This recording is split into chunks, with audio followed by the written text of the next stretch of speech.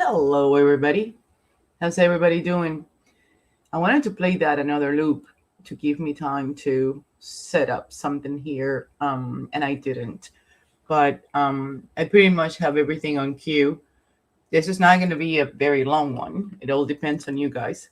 But I have something prepared, and I'm hoping that we can talk about this and see if anybody has a different type of take. Lately, well, thank you. Lately, what was I going to say?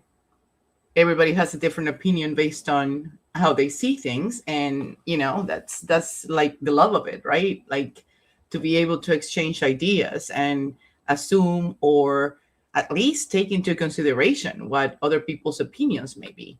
I have said before that I brainstorm with a few people back and forth, and we bounce ideas off of each other. And it's amazing how sometimes I have no choice. I have no choice but to take into consideration those ideas that they have or their side of things, right? And say, you know what, that's not that far out. So it's kind of interesting. And you know, I've I've traveled a lot. I've met a lot of people. I've gone to many countries. It's always amazing to be exposed to so many different things and feel how other people feel. And just because their culture is different from ours doesn't mean that they don't have love for what they believe, how they were raised, or they were brought up. It doesn't mean that it's okay in my books all the time, but you still have to respect that, right?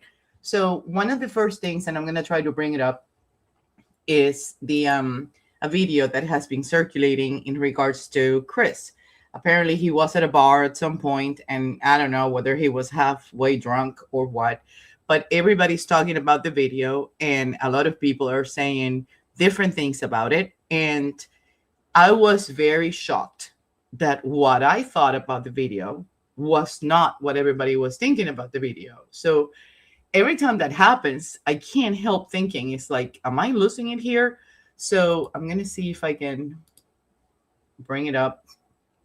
It comes from somebody that I have blocked on X, but I'm going to share it and we're going to give it credit because that's what people do when they are respectful. So let's take a look at this. Let's see if you can see it. I need to make sure you're actually seeing what I'm seeing. There we go. And I'm going to make it bigger. Hold on. Here we go. So I'm going to play it out and then I'm going to tell you what I think. And then we're going to bounce ideas off of each other. That's how we're going to start this off. Hold on. Let's go back to the, where's the video? Here we go.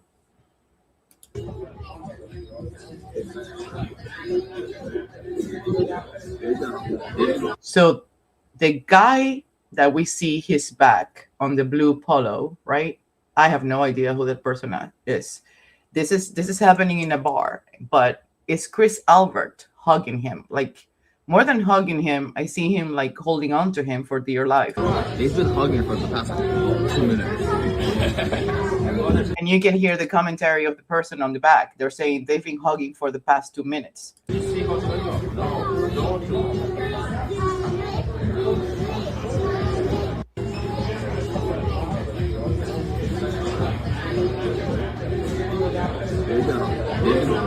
been hugging for the past 2 minutes. The loop that keeps going back and forth, back and forth. It's the same sort of like, 18-second loop. What's interesting to me is that, welcome Kowalski 3769. I like those numbers. I really like those numbers. They coincide with me too, in many ways. But and Beverly Hilton, welcome. Thank you. I really appreciate that. I'm not a chicken. I was born a boy in the body of a girl. I mean, I am a true girl, but that's what my dad says. I'm a tough cookie, so it takes more than a simple scare to run me off. Going back to this video, Mary, welcome. Didn't surprise me. He felt safe with a stranger. Your brain's a powerful thing. Yeah. But this is how I see it. For me, For me, this is someone who knows that is his fault, you guys. This could be about Colin, this could be about different things, right? The way that I see this is a dad that is finally falling apart in many ways. And let's not say that he thinks, the whole thing about Colin and whatever, and that he's sorry about that.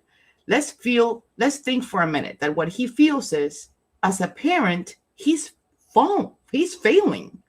He failed. He failed as a parent.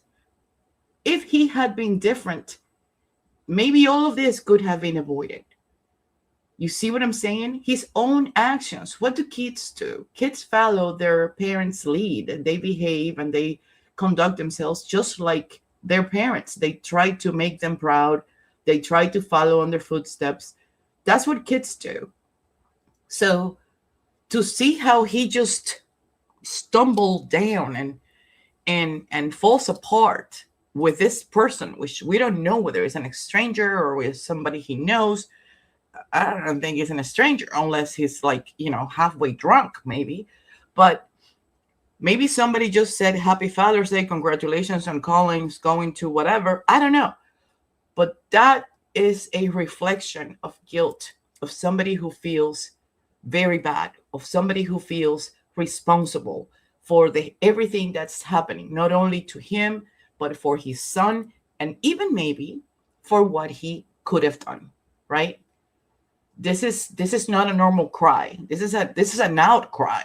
This is where everything falls apart, and you finally let it out with somebody who maybe doesn't know you, maybe knows you, but this is almost like, this is incriminating to me. It says a lot to me. I mean, it doesn't matter which side you're on. It's sad. It's sad to see a grown-ass man of his age falling apart and finally breaking down and letting it all go, becoming, the legacy of his family. Letting it all just venting it out off his shoulders, even if it's just for 30 seconds, for 18 seconds. It took me a minute to, I watched it on a loop several times, trying to identify the faces behind the bar and if I could recognize anybody, just in case. It looks to me almost like if he was there alone and not necessarily surrounded by people. I'm not sure. I'm not sure. I wasn't there. This is courtesy of, I think it was Boosie Beauty who shared it initially, and then I have her blocked everywhere and their mother, but somebody that we both know shared it, and that's how I got a hold of it. Let's watch it one more time.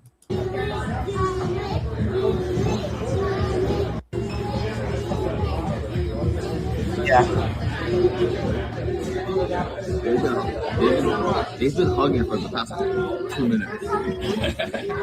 Hugging for the past 2 minutes. It looks like that guy is consoling him. So, I hate to making assumptions. I have no idea whether this person knows him or not. I'm not sure. But this was something. This was something to stumble upon and watch it, because it breaks my heart. The decisions that we make when we're young are not necessarily the same decisions that we're going to make as we grow older. There's an obvious lack of guidance. And I'm not talking about Colin, I'm talking about Chris. Growing up, I have no idea of the circumstances or what was the family dynamic. I have no idea. But this is someone who's broken. This is someone who's hurting. And he is absolutely aware of the bad decisions that he made and how now they are affecting his family. That's my take on it. Next thing that I wanted to talk about was, let's go to this one. Hold on, let me find it first. Back in the day, I don't know if you remember, but because of the cast, I have been pretty much not working since February. So I started going through, that's when I started working on the FOIA documents. Well, the FOIA documents were sort of like all over the place, right? Like there were pieces of information that were coming from all directions, and you didn't know what was coming from what, or where, what, how to link one document to another, or any of it, right? So because I was always very involved and interested and very curious about the 227 Google search, which turned out that it wasn't a Google search, and I'm going to explain that. Um, I started first trying to find and link anything, any document that I could find regarding the 227. I started to pile it up all together. I couldn't just start auditing one independent from anything else. I had to like use the first link that was shared as a Google whatever, and then take everything from that. There were things that I printed, there were things that I electronically saved, there were things that I put aside, and I was organizing it first depending on what was being discussed on that document or on that piece of paper or whatever, right? So when I had a pile that it was just like, hey, big, and I know you can't see me, but when I had a pile of at least 20, 15 documents that were related to the same thing, what I would do was that I would start organizing it by date to come up with a chronological order that would make sense, as far as I needed to start like writing down what happened first, right? And try to like link everything in a sequence that would tell me something. So that was one of the first things that, the second things that I did. When I stop and I think about what caused this whole shebang about the 227 and how it came out, the first thing that was said was that there was a search that was conducted on Jennifer McCabe's cell phone, right? For all we knew at that moment, back in 2023, April in 2023, we had no access to any evidence. We didn't have any access to any particular information coming straight from the horse's mouth, right? We didn't have access to anything other than what we heard from different people, starting with Turtle Boy, that was the one who blew the horn in regards to the search, the 22740 House Alone to Die in the Cold.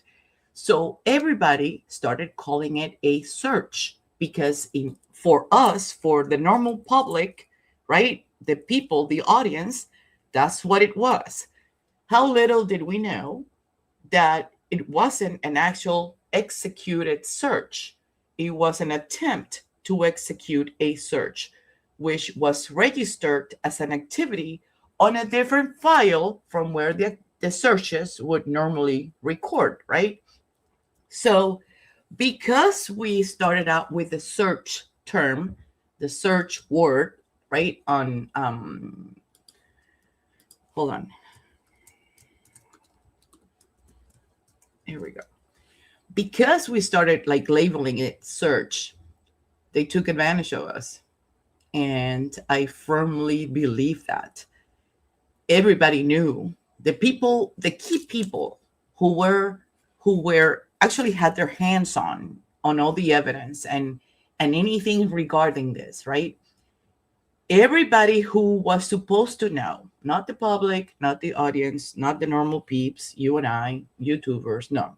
The people who did the digital forensic extraction, the people who were working in Norfolk County, the people who were the investigators, the minute that Richard Green was hired in September 2022, he found the artifact, which we don't know exactly when was it. The key players knew that it wasn't actually a search. It was being called a search, but it was an artifact. It was an action. It was a human-computer interaction behavior, which was performed on or about 2:27:40 in the morning, and it didn't register on the history, because the only thing that the history DB registers is what? Is searches. is completed executed actions. The action of the 22740 on or about how long to die in the cold, right? All of those actions were not searches. They were not executed. It's feel almost look at it like if we are all together in a room and we're about to decide if we're going to order Domino's or if we're going to order Little Caesars, and everybody picks up their phone, and we're going to find out if Domino's is open. So everybody starts typing which Domino's is open, but somebody finds the information first. Everybody else's typing activity, the keystroke that we put in on that open tab, gets interrupted. It gets suspended, abruptly interrupted. And that group of people that did not execute the search, only one person did it, right? Right. They found out that the closest Domino's was going to be 2 miles away and they could deliver to where we were. So everybody else who did not execute that search, which the only action they did was to open a tab and start putting the letters in that form a very particular phrase with its intrinsic spelling, how's long to die in the cold, which even to make it worse, it has its own identifier number, right?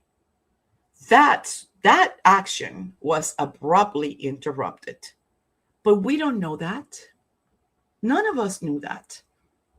For all of us, for all we cared, it was a freaking search. But the people who knew it didn't say anything. And they used it to their advantage. Because if in their records there was not an executed search that they could play then with everything that they found, everything that Richard Green found, everything that he was able to bring to the table, and even point out that it had an intrinsic number identifying that human interaction activity, which was abruptly interrupted. And then they started talking about VPN could have dropped and this and that. It doesn't matter. Somebody actually typed in how's long to die in the cold and then stopped. But you know what the funny thing is? That right after they stopped, abruptly, almost like if somebody called them out and said, hey, wait, what are you doing? And the person stops. You know what the person started doing afterwards to offset or rewrite or trigger out the action that had occurred just by typing it in? Hockomock Sports. So I'm going to tell you two things.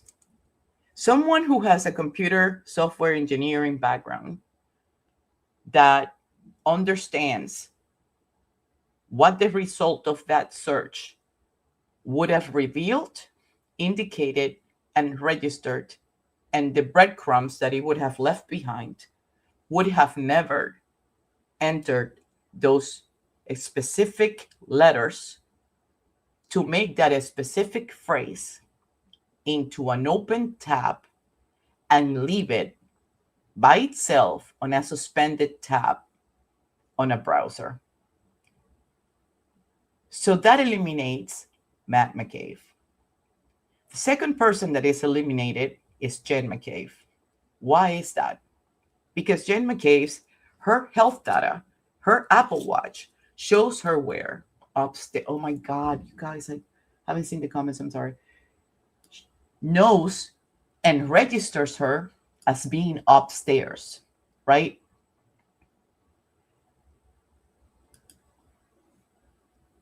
Yeah, he felt safe with a stranger. If it was a stranger, like I'm dying to know who that person could have been, because he was consoling him. That was pretty clear. Yeah, they were. That's kind of cool.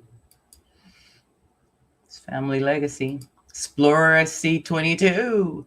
Do you know that all 4 Explorers have alerting transmissions on the 4 Explorers? Isn't that a pain in the ass?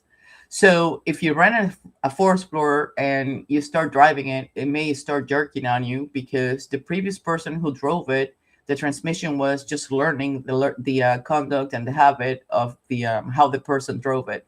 So I learned that recently. I didn't know that. We ended up renting one, I can't remember, a couple of weeks ago to go out of nowhere. and it was acting weird. And I'm going, what the heck is going on? And I started chatting with my dad, and I'm going, do you know why this Ford Explorer is brand new and is jerking the transmit? Joe's, it's a learning transmission. I'm like, okay. So that was interesting. Key players, yeah. Jay Brill, welcome.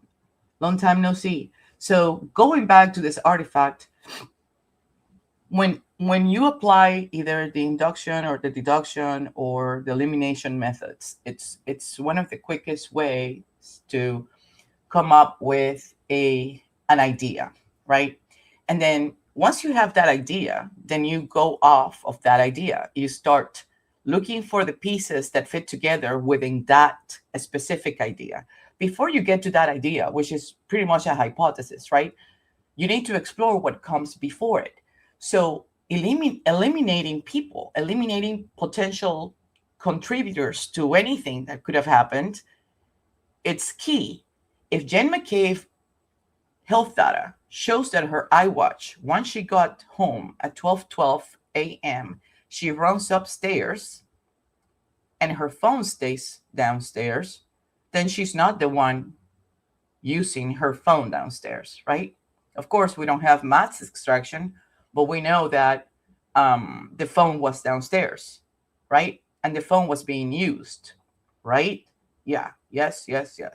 Because don't forget, there were bot calls happening between Brian Albert and Brian Higgins right around 2:22 and blah, blah, blah. And then Jen McCabe, also, there was a screenshot that was deleted after it was sent to 2 numbers via text. And those 2 text messages were also deleted. So now we know that Jen McCabe is upstairs, Matt McCabe is potentially downstairs, but he's not the one, making the mistake of putting those things in. So that leads me to believe that this could potentially have been a kid. Potentially could have been a dependent child, one that was also downstairs, or at least at the same place or close by to where that phone was, and perhaps was trying to help mommy and daddy. And don't even ask me about passwords, because my kids can go on my phones, any of my phones, my work, they can go in, they know the passwords to my phone. My husband knows the password to my phone. I mean, anybody can go, so what's your password? And then they go, and I'm going to look for some. That's a no-brainer. So that happens all the time. So what if, because we just saw, who did we see? Who did we see crying like a baby, which could have been potentially in regards to what? To his kid, right?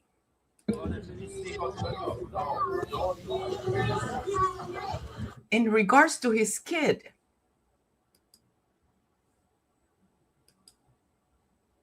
This could have been during Father's Day. And somebody could have been congratulating him because his kid made it into the army. We don't know that.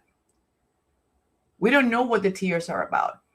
But if this was Father's Day, and I'm going to try to go back to that post, not the original one, but the one, and see, this is what happens when you fear for your kids. So what if all of this is because they are protecting their kids, the mistakes that the kids did, that have nothing to do with the death of John O'Keefe in the case of the house loan to die in the cold, right? Because it could have been very well that they were all together. They're talking about things that they have to do, right? Because if everything is leading the way that it's leading, we know that something happened to John in that house. But yet, the person who was sitting on the defense stand wasn't anybody who was at that house capable of beating John the way that they did. Right? Good to see you too, sweetheart. I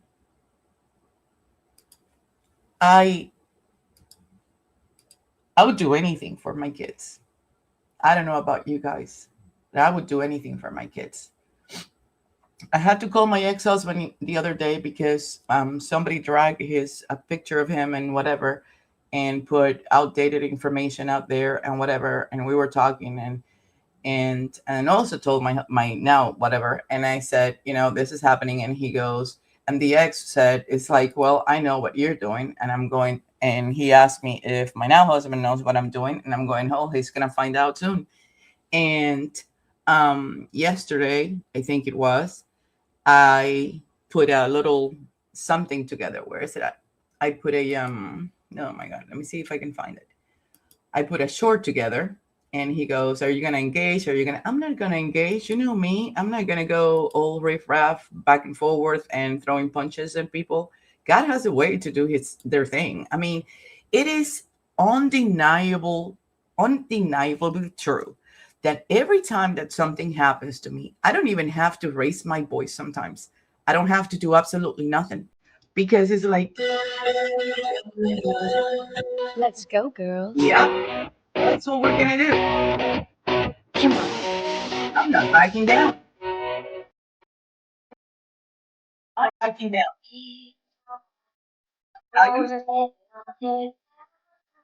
can straight up. I'm not going to be not coming out to BS. And I'm not.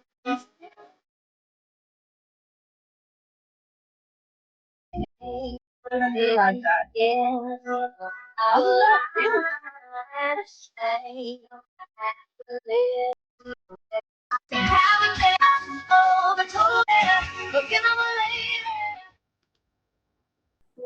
That's what we're going to do.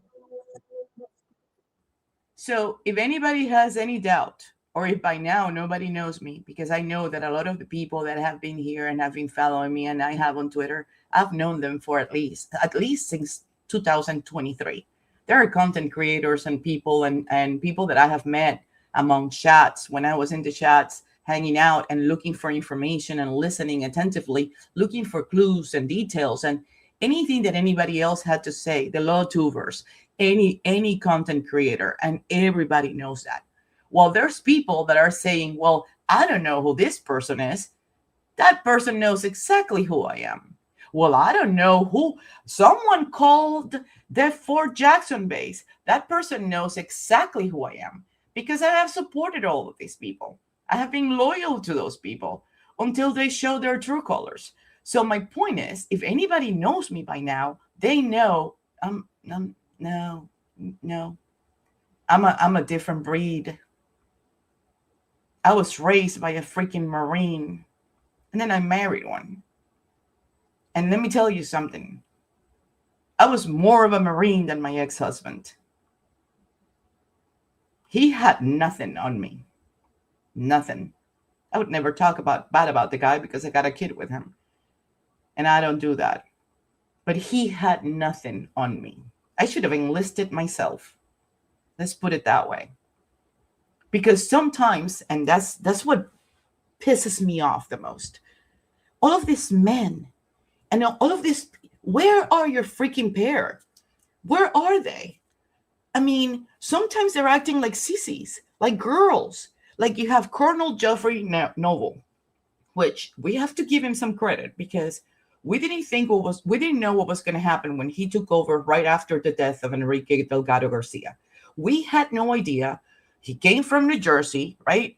And he comes back to Massachusetts. All of a sudden, he's named the lieutenant colonel of the Massachusetts State Police in a time where Enrique had just endured a fight, and he was fought to death. And he wasn't fought to death on the day that they said that he fought. He was on a fight the day prior, and they still made him fight the following day.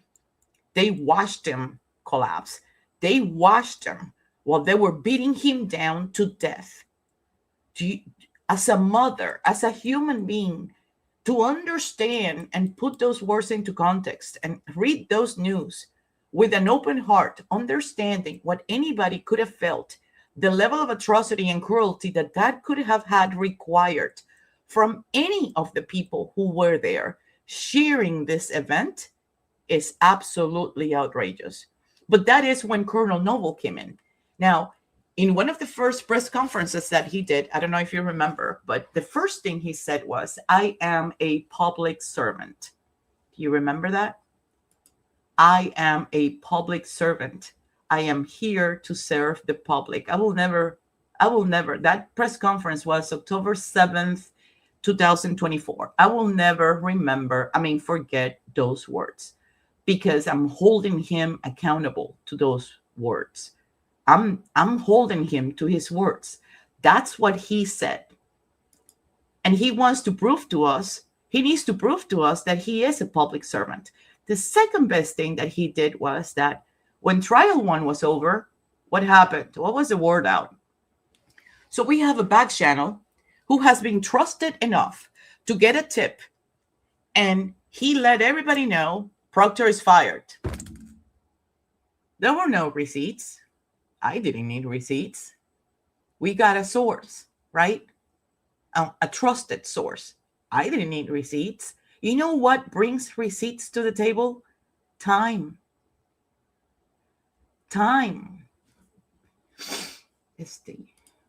Okay, all of my men here, I don't want you to think that I think that you're boleless.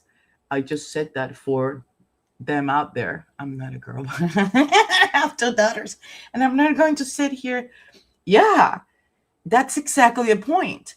But we all are in a different position, right? We all have a specific talent. I'm not sending anybody to war. I'm not sending anybody to stand up and go at it and try to take matters into their own hands. The whole concept of the entire outcry of this, the entire people, I don't want to say community, but it is a community. Everybody who has been publicly claiming for justice since this thing happened is doing it because everything it stinks. Just like Proctor said, something stinks. This doesn't have law-abiding citizen written anywhere. This is not how we should be operating. This is not how standard operating procedures work. This is not how appropriation of laws work. This is not how equal opportunity employment works, with all this conflict of interest and dual roles and everybody being the chef, the cook, and the dishwasher guy. It's almost like I have a friend in every single low freaking place. If I need somebody in private security, I got the Marty guy.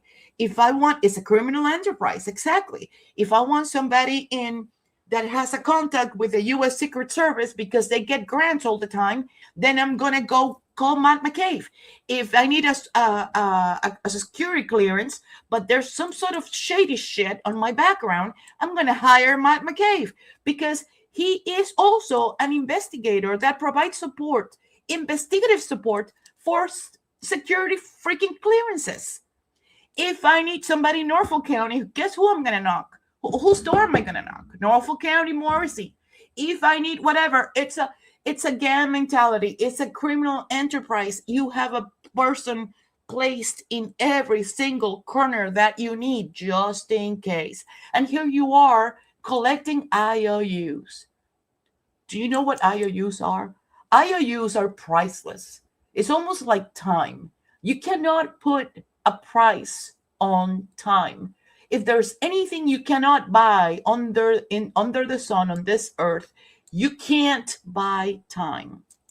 It's gone. So either you invest it or you waste it. Because you can't purchase it. MasterCard doesn't work on it. Okay? You can't. So when you're looking at RICO charges, and I don't know if you all know, but there's plenty of titles, right, that comprise the whole corruption and all the RICO charges.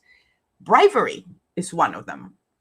And bribery can be as simple as, hey, I'm going to have to buy you a gift and whatever. Even if the recipient or the potential recipient throws back a comment and says, yeah, give it to Courtney instead, or give it to Liz instead.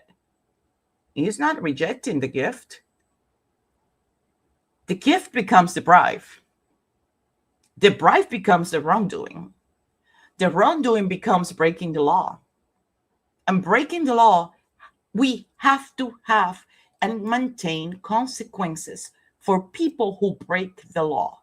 Because if we don't, then we're going to become a no man's land, a third world country. Might as well everybody move to Haiti because there's no laws in Haiti. They treat each other. You know how they treat each other.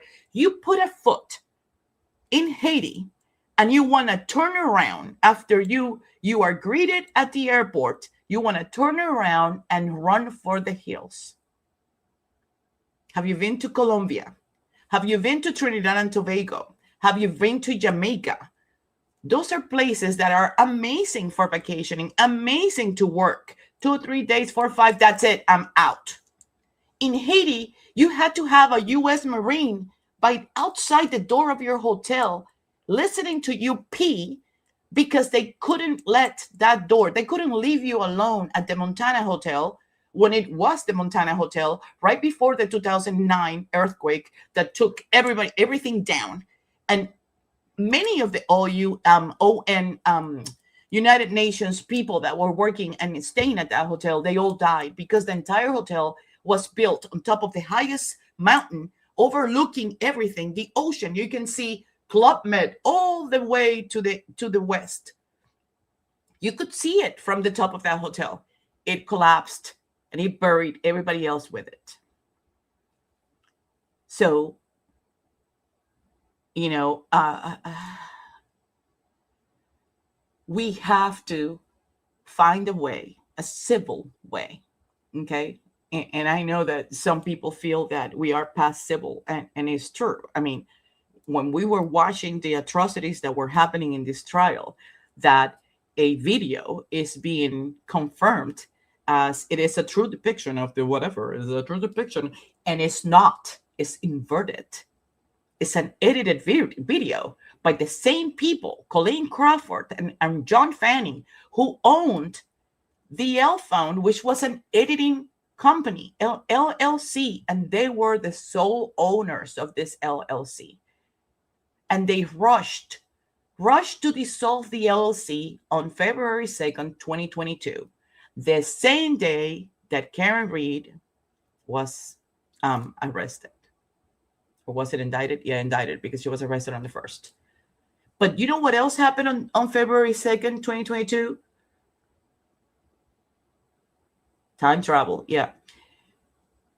Jen McCabe and Kerry Roberts both showed up at Norfolk County District Attorney, specifically with Guarino. And you know what they did? They both signed consent forms. Do you know what time? 12:08 p.m. Both of them. Both of them at the same time. And Jen handed a USB port with her extraction, showing that the last time that she updated her iCloud, guess where it was? February 2nd, 2022. I mean, it was a busy day in Norfolk County, I'll tell you. There were so many things happening on February 2nd, 2022 that, I mean, I have no idea how these people didn't just like collapse and had a car accident and bumped into each other, because it was bound to happen. Everybody was going between February 1 and February 2nd, specifically on the 2nd. So she was allowed, and I want you to tell me, just like Higgins, and you know how I feel about Higgins, but I got to put him on this group. Who on earth, if this would happen to any of us, do you think you or me or any of us would be allowed to actually be the ones who say, yeah, here, yeah, of course you can have my phone, but you can only have this, and I'm going to give you here. Let me tear this up. Here's a pic. Did you hear that? Did you guys hear that? Here's a little picture. That's all you're having from my phone. Oh, here's a USB port. Yeah, there you go. Yeah, I already deleted everything that I needed, and my husband did it for me. So here's a USB port. No. It doesn't work that way. So why does it have to be like that for a certain group of people? So I'm going to give you a background on this. The July 22nd, 2022, clearly, let me pull it up. Hold on. Clearly indicates the type of relationships that some of these people have. How do I get out of this thing? Hold on. What did I do? Here we go. And the type of power, and even though it doesn't necessarily reveal like tangibly, it doesn't tell you, you cannot, nobody's calling each other babe or buddy or hey bo or nothing like that, right? Even though it doesn't reveal that these people know each other, it is impossible to believe that they don't. Why is it impossible to believe that they don't? Because they let us know. They are giving us hints in different ways. And I don't know if we're all able to catch it, but we should be able to catch these things by now. Because when you look at this video, and I'm going to try to make it, at this document. Oh my God, I may not be able to, guys. How do I do that? Oh yeah, I'm going to show you that. So those were the recipients of that email, right? We're talking about the, what do you call it? The governor, John Mon, because at that time he was it, right? You're talking about state legislators and senators and representatives, starting with the Secretary of the Commonwealth, which is the one that approves all the LLCs. He also approved Tim Albert's LLC, and on the little area that says the nature of that business, do you know what William Galvin signed? It says unknown. Unknown. Can you believe this? Unknown. The company that a dental assistant owns is unknown. It's on the Neponset area, right? It's registered to Tim John Albert. In some places, it just shows as Timothy John. Some places, it shows as Timothy John Albert. But my buddy PC, we're going to compete with Marty Kraft and the PI firm, because in a few seconds, we're able to like, boop, boop, boop, boop, boop, make it happen. Little genie, tick, tick, tick. Or was that Samantha? I can't remember. I used to watch those shows with my aunt. But yeah, tick, tick, tick, and it's there, and we find it. If you really want to find something, you're going to find it, right? It works both ways. Just like I told the person today that that the trash person who was posting stuff and all outdated information and trying to scare me and tagging me on it and whatever. It takes two to tango, sweetheart. Right, Anne? It takes two to tango. And I'm sure the treasurer's office and your boss would love to know if you were working at 2:59 p.m. when you use federal government resources, state government resources, and their time to post and harass and dox somebody in a different state, which I'm not sure whether you check the laws in this state. I'm sure they would love to hear if you were working at 2:59 p.m. on Wednesday. Or was it Tuesday? Yeah. That's how much time and dedication and attention I have given to your post. So if you all think that I am the one that is going to be running scare for a little simple whatever, just know that you enable a communication with my ex-husband. And then I was able to call the people that I work for and give them a heads up, because I don't work for them. I work for myself. And actually lately, I don't even work, because I've been with a cast since February of this year. The 5th cast in 2 years. But even that is a blessing, because I've been able to be nose deep auditing paperwork. So, hey, Marie, I'm sorry about your mom. I noticed she passed back in 2015. I'm sure she was proud of you. I mean, you managed to get that job. But that job, working for the government, does not give you or entitle you to any rights to use those resources, just like Higgins did, breaking U.S. Title V federal laws to do what you did.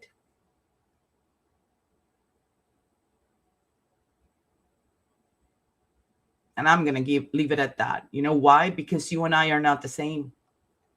And that's why I started saying earlier, I don't have to raise my hand to defend myself.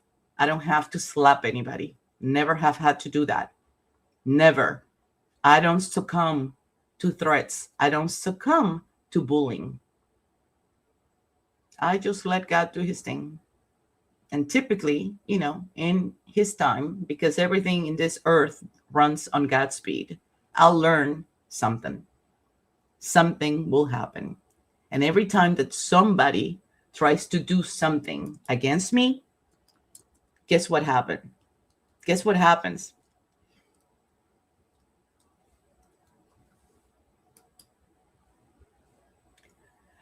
I don't like pushing anybody into any direction. I'm not the person that says you should do this, you should do that. I don't allow anybody to tell me that either. But no weapon formed against anyone, any of us who have faith in God will ever prosper. That is a promise for those who believe in God, for those who are Christians or any other religion, that he's got our back.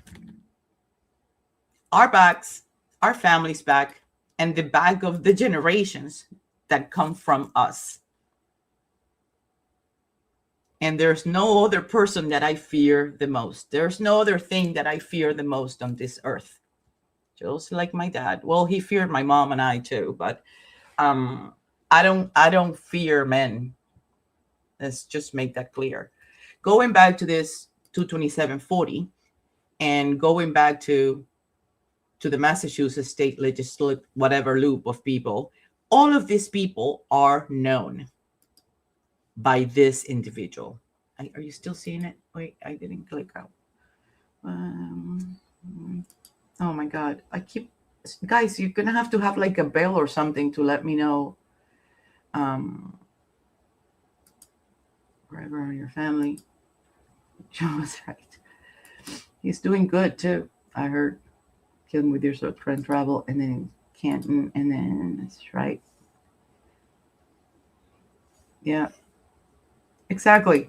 Because they have them in their pockets. These are contributors. These are campaign contributors. They are all interlinked and connected. Yes, and the flow chart, yeah, would exactly. I mean, you can keep moving it because it's not only in high places, right? You also have people in low places. You got to have people everywhere. And when I say high and low, I'm not talking about like the values or morals or the level of the income or the debt income ratio. I'm not talking about any of that. I'm talking about the positions that you hold, because even when a couple of good landscaping people and your lawnmower happens to break, which happened to me a couple of times, having somebody's on a speed dial, oh my God, they told me that the lawnmower works and the front yard is halfway done. Somebody can run to your house in 2 minutes. Why? Because you have established a relationship with that person. Because that person knows you. And that person knows that when they come to your house, not only do you pay them, but you tip them. And you also give them a couple of waters. And you ask them, do you want Diet Coke instead? Do you want a soda? Is your sugar low? Are you feeling okay? Do you need a towel?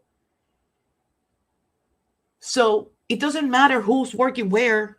It doesn't matter. That kind of interlink relationship, right? Like connection activity is necessary and is key when you are trying to accomplish what these people are trying to accomplish. I'm going to give you another idea, because we were talking about the induction and the deduction method and how, eliminating characters leaves you with the only potential possible way that could have happened, right? The same thing happens with time. When we're looking at the time that John and Karen were at CF McCarthy's and how, they were having fun and going back and forth and blah, blah, blah, blah, blah, right? And talking to, now we know that it was Sully that they were talking to, and Ryan Nagel staring at them. When we go back to that, we look at the fact that 10:54:54, Karen and John walk into the waterfall, right? And not much later, Kevin Albert walks into the waterfall, right? So we have from 10:54:54 until 6:03 in the morning when the 911 call is placed and they found John. What's the ideal? What would be? I don't want to focus on the taillight because it doesn't matter. I don't want to focus on I don't want to focus in any of that. I want to focus on reducing this time from 10:54 to 11:58. I know what happened. So discard the 11:58 and prior. Right now, let's focus from 11:58 when Higgins and Chris and everybody and Higgins and Brian Albert and Caitlin Albert, Nicole Albert, they're all trying to exit out. Right. Now let's focus from 11:58 until 6:03. What did we do? We are eliminating time. We already know what happened during those times. Now, we don't know what happened with the first group that left, right? Until the time that John left. And 24 minutes had gone by. That's it. That's all it happened. Was 24 minutes. So when you open up the waterfall video and you start scrutinizing those 24 minutes, what happened from 11:58 when all of these people exited out of the waterfall until approximately 12:04, 12:05 when they got to 34 Fairview. And why do I know that it's 12:04, 12:05? Because I have done that route plenty of times myself. And 2, they took the shorter route. And 3, I can see it on the Canton video library. So overlap both videos and follow all of those cars from when they left until they turned that left on, what do you call it? On Sherman. From Washington to Sherman to the left. But you cannot just focus on the damn Yukon Denali, gray Yukon Denali that is about equivalent to a 6.3 tall inch guy, if not a little bit more. That's the height on that Denali. You can't only focus on the Denali. Look at all the cars that are swinging by back and forth prior to and afterwards. And you will see that there's a little Q85 Infinity white SUV, right? That is following that Denali from the waterfall. Where? To where? To 34 Fairview. Do you know who drives that? How about the Ford Escape, the white Ford Escape? My allergies are killing me. How about the Jeep Grand Cherokee? Has anybody figured out who does that belong to? Did anybody saw the pictures that I posted? Do you understand now why is it that one particular individual got confused and said Jeep Grand Cherokee instead of something else? Because he was parked exactly tucked in right along where that Jeep Grand Cherokee was. Who does it belong to? Oh, let me show you. You probably haven't seen it. I don't know. Okay. Hold, please. Hold on. Recent library screenshots. Yep. And let me see if I can bring it up so I can show you.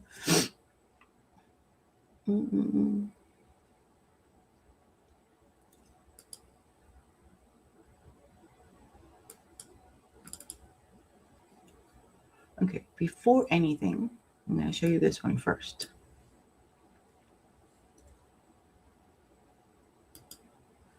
Let's see if I can show you this one.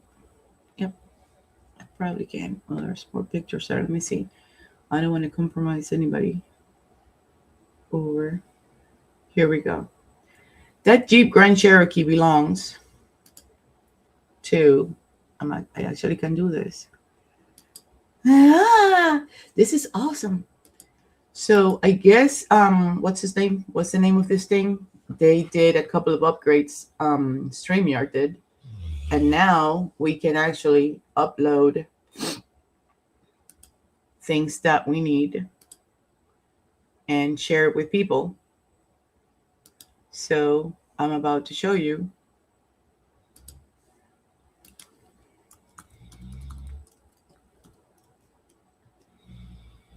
the picture, but I'm going to bring it up. That way you can see it. Perfect. I promise you, I am so quick. The fact that I'm almost becoming a left-handed, but I would have done this already 15,000 times if it wasn't because I have to try to maneuver with the left rather than my right. But okay, here we go. Can you see this? Let me see.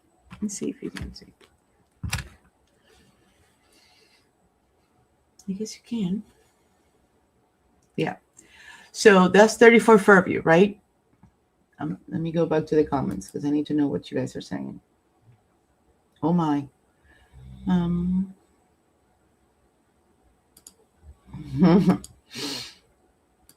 Wait.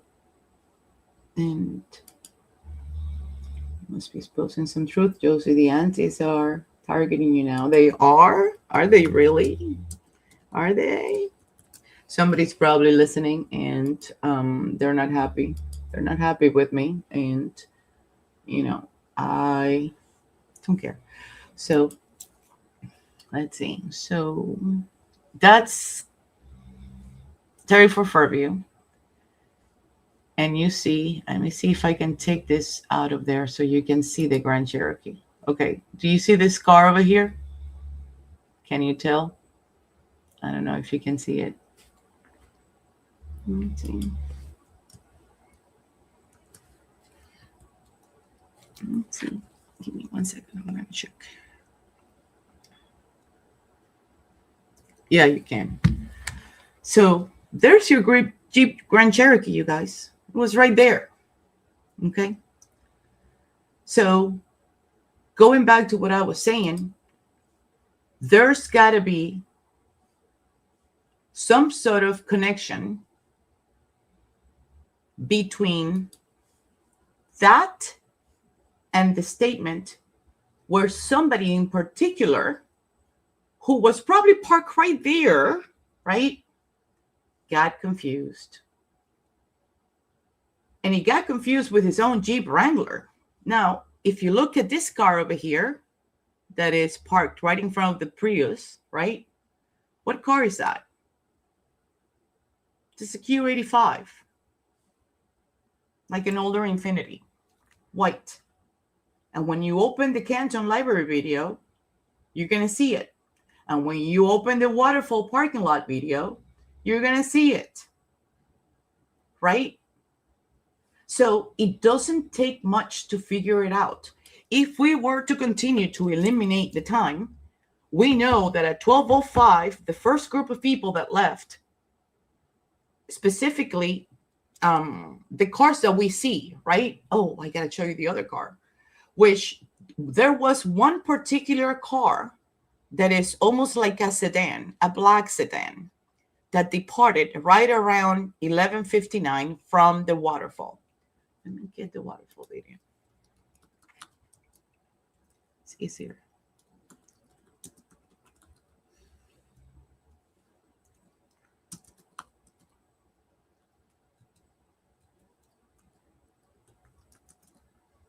Here we go. Parking lot.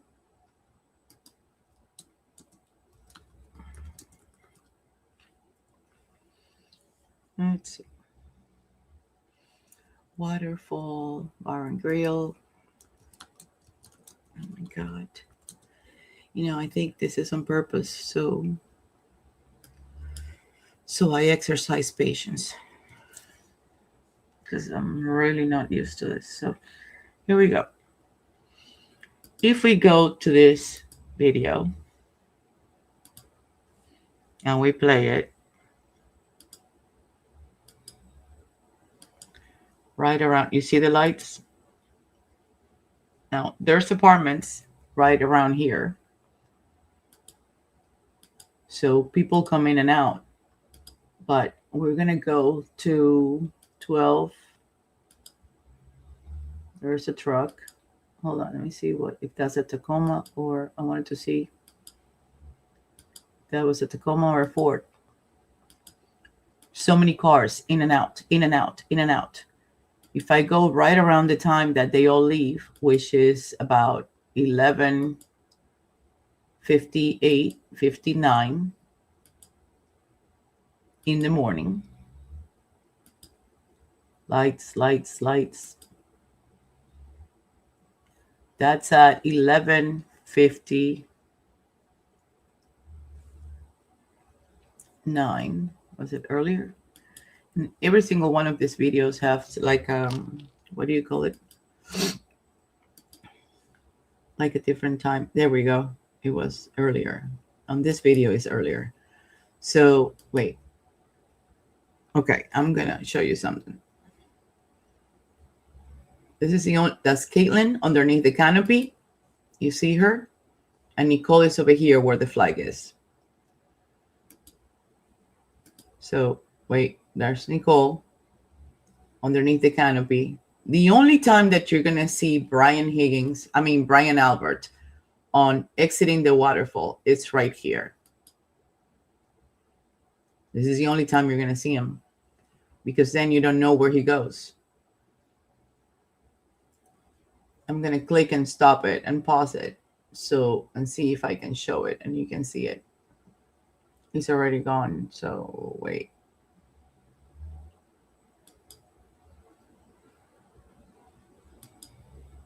There we go. You see him right here, right there, underneath the canopy. Let's see. Let's go. It's coming out right around there. You're going to see right there. Let's see.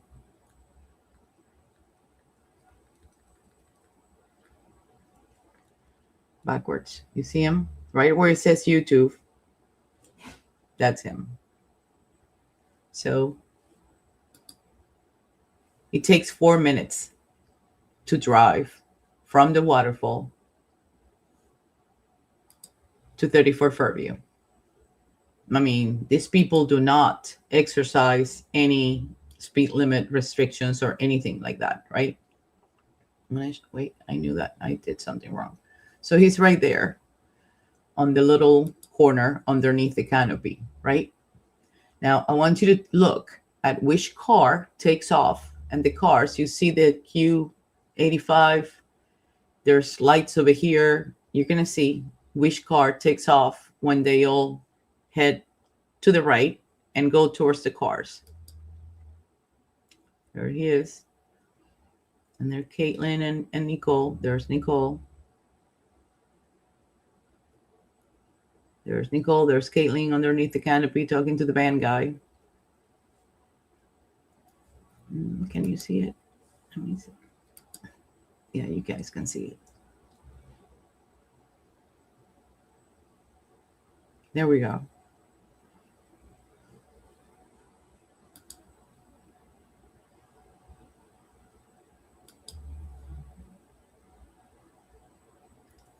Okay. Now you can see it. Okay. See the car? Let me go back to let me go back to the video. Hold on. Wait.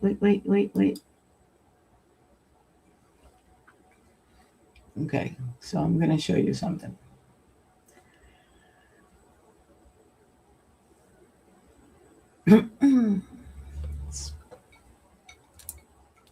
They're coming out. There's a car. You see that car? Wait. See the car? Okay, so now I'm going to show you the same car, because that car left, right? Don't forget that Nicole and whatnot had gone in a different vehicle, remember? Okay, so now we are looking at 11:59, and I will go to, and I'm not going to close that one. I'm going to leave it open. I'm going to show you the Canton Library video. Canton Library video. I mean, this is what the investigators were supposed to do, man.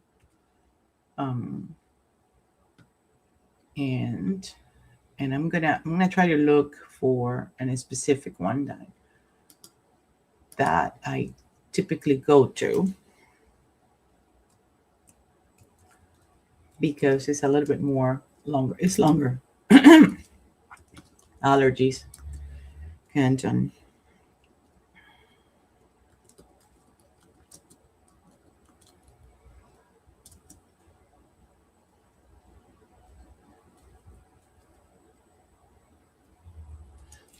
Let's see.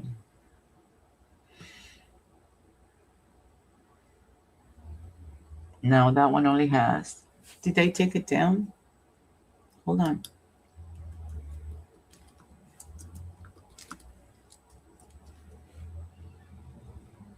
Let's see. YouTube.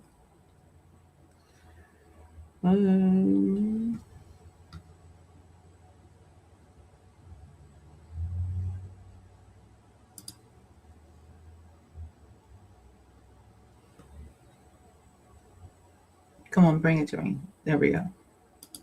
Found it. So let's go to videos and playlists, and here we go. And we see, hold on, that's not it. There's 4 videos. So I want to view the full playlist. And we're going to go to this one, which is, no, I can't. So we're going to share this one instead. Can you guys hear it? Perfect. I'm going to make it bigger. Hold on. And, hold on. Patience. Okay, so remember how I said before and after? There's a 4H. Hold on.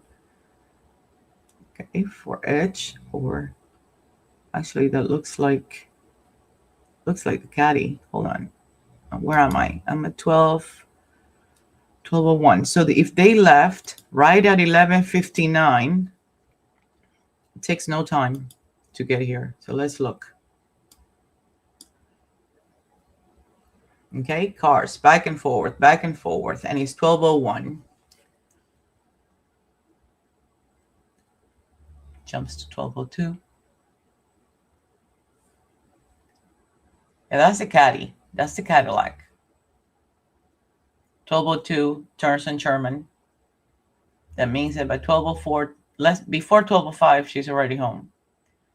So this takes a minute because everybody doesn't take the same routes, right? Everybody's floating around. And it looks like it was Brian Higgins and Brian Albert. What is that? Oh, look, it's a Ford Edge. I mean, F-150. We're going to look. Wait. That was a F-150, the truck. 12:06.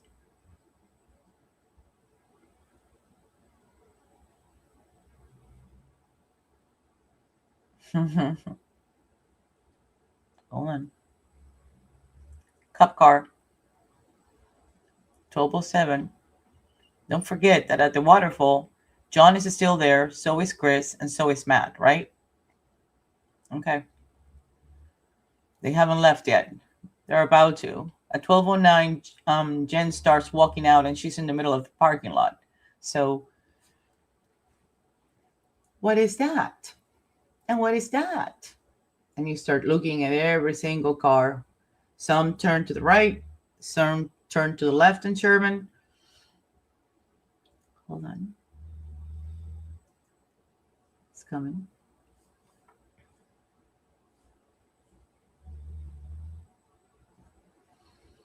And we're about to, in a few minutes, we're going to see, I don't want to speed it up, we're going to see Jen McCabe and the Yukon Denali and the car that follows her, right? There's the car. That's the same car that left the Waterfall at 12:11. What do you know? So we go back and we see what happened at 12:11. So we're going to share this tab instead. And this is how I have spent my days on a cast, is scrutinizing, analyzing, looking into things. And if I go to 12, close to 12:09, Jen McCabe is going to be in the middle of the parking lot. It's no news. Everybody knows that. And then, hold on. It's right around. I should have just gone to the actual waterfall to show them all in sequence when they are in there, the last few minutes that they're in there, to show that the last people that come out. There we go. Hold on.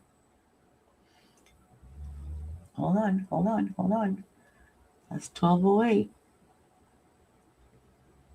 She's about to come out.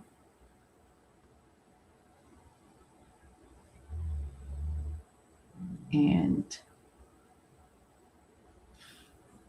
with Karina Kolokisas and Karen.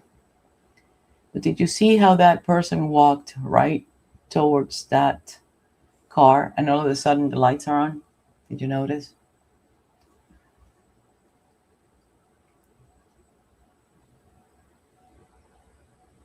Okay, wait.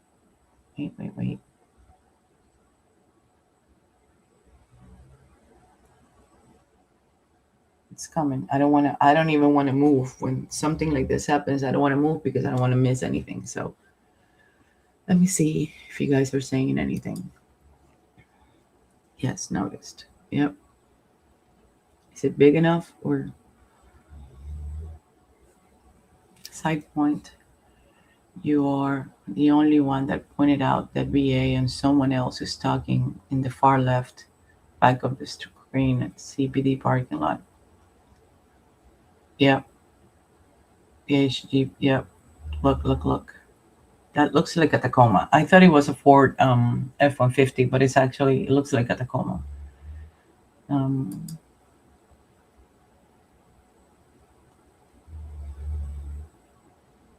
Yep.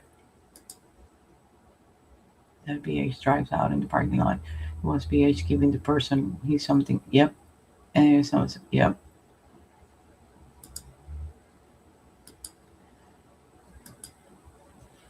Wait. Let me take that out so you guys can see. Here we go. There we go. Wait, let me go back. She's already there. Okay. Hello. She's right there. I don't know if you guys see it. Lighting sucks in this video, and then there's the flag also not contributing to our cause. But okay, there's John. See, Karen left to the right and John follows and Jen stays right there. So let's pause this one for 1 second. Now I'm going to show you this one because this is how we roll. So if we go to the waterfall video and let me see if I can actually pick the one that, yeah, I'm going to pick this one because this one is clear enough that we can, you see it? And I'm going to go, it starts right around, well, the timing on the actual video says that it starts at 10:30. So, a special thanks to College Harkey for acquiring this footage. Follow him and whatever. He's actually pretty cool. We're going to go all the way to, I'm going to make 2 stops. I'm going to start here because I want to point out something that I see that a lot of people see different. The first thing is that everybody says that Higgins turns around to antagonize John. Look, it's Chris that stops him. Let's go. Let's look at it again. It is Chris who stops Higgins. Higgins is leaving. Chris stops Higgins from leaving. He's grabbing his arm. So I don't know how it is that people see it, but I see it differently. I see Higgins is putting his hoodie and he's about to look, turning his shoulder like he's going, hey, where are you going, man? What? Oh, no. Get him out of here. Yell at him. Why is that? Because they know that Higgins and John are friends. So here's Higgins starting to go, hey, let's go. And waving at John, right? No, but get him out. Okay, go, let's go. Why is that? John is not friends with Chris Albert. John is friends with Brian Patrick Higgins. Patricio Higgins is John's friend, not Christopher Albert. Okay? And look at Caitlin's arms right now. Oh, she already did it. She goes whoop, like she doesn't know what's going on. So heel to toe, right after they go, credit to JFK who discovered the heel to toe. And then John is going, what did it? Like pointing, like waving, like come closer, come over here, right? But if we go right at 12:09, which is the time that Jen McCabe leaves, right before she's playing, doing like monkey moves. There we go. 12:11, John leaves. But why did John leave at 12:11? Well, because Chris Albert, who was talking to him with Matt McCabe in the corner, he waits until Chris Albert heads to the bathroom. Look. Did you see that? Look how he looked underneath his hat. I'm going to show you. Look at John. You guys are going to think that I'm making this up. Hold on. Let's see. Wait. Let's see. Oh, okay. I'll be right outside. That's what she's saying. Karen. Look, let's see if we can see. Here we go. So he leaves. Why did he? And he just does something with that. Look at John underneath his hat. Look at how he looks to that side. See? Yeah, this is my time to go. And that's when he exits. After Chris was out of his face, went to the bathroom, and he did a very subliminal check underneath his hat to make sure that Chris was heading to the bathroom and he could just walk out. Coast is clear. And then he goes. Now, if I go back to this one, right? And they have already all left. And I go back to this one. And then I try to track when did Chris walk away? It was right around 12:13. Let's see. Did I go too far? Yeah, he's still here, right? And he's about to walk out. 12:13:38, 12:13:40, 12:13:41, 12:13:42, 12:13:44. So I go back outside and I go to the same 12:13:44.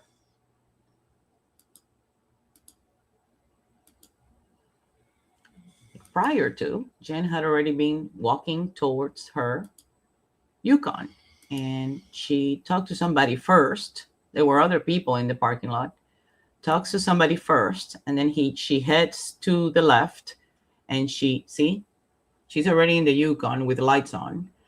She is flipping the lights to Matt McCabe, and the Yukon starts leaving. 12:20, is that 12:12? No, hold on, 12.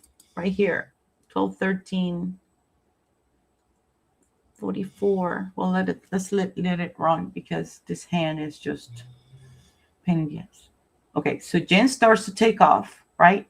And there's people who live around here, right? Chris lives around there.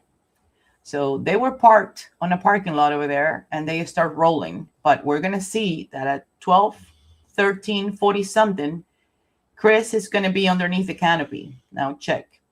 The Yukon is driving, right? And Chris comes out. And we're going to go 1, 2, 3, 4, 5. There he is. So he looks to the left. And guess where he goes? He caught a ride, you guys. He caught a ride to 34 Fairview. Inside the Yukon Denali. And he went, and that's why he followed Brian Albert to 34 Fairview. Because otherwise he would have said, I've mentioned that before. Who did it though? I've had videos, like lengthy videos, analyzing all of these videos together, like in sequence, one after another. And that's how we were able to discover it. Most of the stuff that has come out that I've been talking on the shows, we have, all of us, and the majority of the people that normally join me, which I'm missing a few faces, but them and I have worked intensively looking for stuff, and we have found all this stuff together. But in his MSP report, he says, what was I going to say? He says that he followed the first group, Brian Albert, to 34 Fairview. And that's why he said that. He didn't say, I followed Jen and Matt. No, he said, I followed Brian to 34 Fairview. And it's because he did. He probably jumped on the Yukon. That is the only logical explanation. And he was in the car riding with them through, let me show this one now. It disappears. Look, right around Sherman when he's getting closer to the light and he's about to turn at 12:09, 12:12 or something. It disappears. Look. See? It just went. It just did. It disappeared. And then in about another, I think it's in another minute, because they left at 12, almost 12:14, right? So by 12, less than 2 minutes. They should be less than 2 minutes. There you go. It doesn't take long to get from, that's the Denali, turning left and disappear too. And that's the Q, that's the either the 4 escape, can't see it, or the Q85. And they turn that way. But look what happened. Wait, I'm going to show you something. The same car. There you go. You see it? Ha! You see it? The same car. There's the Yukon. There's the Ford. The Ford is about to turn and stops. I'm going to show you why it stops. Because that's the same car that left the Waterfall at 12:15:35. So that car went this way, turned left on Sherman, but came back on Washington Street towards the direction of who? Of the Waterfall. Do you see it? And it's the same car that left the Waterfall parking lot at the same time that Brian Higgins and Brian Albert left. Now, look how the white car and the black car intercept, almost like they know each other. Look.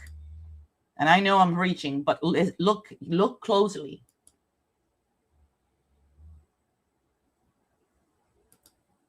Did you see that?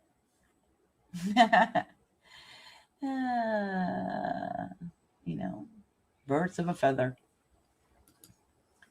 Birds of a feather. Yep. There's so many things and that's why I said, like, I don't know why, but I'm always being a curious person. There's gotta be something else that I can't jump and say something right away, because it needs to make sense to me, right? So now, if we go back to the timeline, Crawford and Fanning, don't forget, they both had their little LLC editing company, providing side businesses for Norfolk County. At least that's my opinion. But it's very coincidental that they dissolved that company right around the same day on February 2nd, 2022. All of a sudden, the company's dissolved. But they've all been cropped out. Everything has been cropped out. I was surprised that they actually managed to find this lengthy video that goes from 10:30. But it's the same thing. I don't know if you guys have seen, like, Karen and John get to the Waterfall at 10:54, and 120 seconds later, Kevin Albert walks in. Now, you see other people saying, well, somebody said that they saw Kevin Albert, almost like dodging accountability. It's like, what good are you, man? If you're doing the same thing that everybody else is doing, it's like, step out. But they also failed to say he spent 31 minutes there. 31 minutes. But nobody noticed. You know why nobody noticed? I'll show you why. This is so much fun. I'm going to show you why. Be patient, because not that patient, but just a little patient until I get to where I need to go. Okay, so Here we go. So Karen gets here. Right there. No, she already got there. So Karen gets here. I know exactly the timing on this thing. So wait. She's already there. Hold on. Okay. She there? No, she's about to walk in. So let's see. Let's say, can I make this brighter? Quality. Is it the quality? Maybe I should lower it a little and see if it. I don't know. I can't tell. Well, let's leave it. We're not going to mess with it. Okay, here we go. Woo! When Karen comes in, she starts pointing and she goes one direction. She's got nothing. She doesn't have a drink on the side of her jacket or anything like that. And John, the first thing that he goes to is where? To Brian Patrick Higgins, because that's his friend. And then he hugs Brian Albert because that's his BPD guy, right? And that's where he hangs and lingers and stays for a minute until he goes around. But one thing that I notice is Karen makes his round, gives a hug to Brian Albert right there and then. And then John goes and gives a hug to what do you call it? Karina Kolakithas, and then salutes Matt McCabe. And then Karen goes around and nothing to Caitlin. She just like, poof, right? But look at the time. It's 10:55:16. They arrived 120 seconds prior to, wait, let me get there. Let me get closer to it. There we go. Hello, Mr. Kevin, Mr. Khaki Pants.